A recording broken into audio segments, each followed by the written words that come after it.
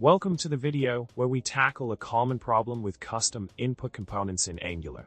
So, the problem lies in the strange behavior observed while using a custom input component, where the control errors seem to show incorrectly, even though the control is valid and has a value.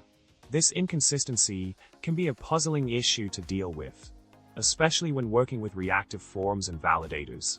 Now let's delve into the solution provided. The key point to note is to avoid using `disabled or disabled directly in reactive forms. Instead, it's recommended to handle the disabling programmatically to prevent potential bugs. By following this approach, you can avoid the confusion and unexpected behavior related to control errors and ensure a smoother user experience with your custom input component. In continuation of the solution, we focus on a specific code snippet that plays a crucial role in resolving the issue. By utilizing the injector and control container in Angular, we can access the form control associated with the custom input component. This allows us to accurately check if the validator's .required validation is present on the control, providing a more reliable way to handle validations within the custom input.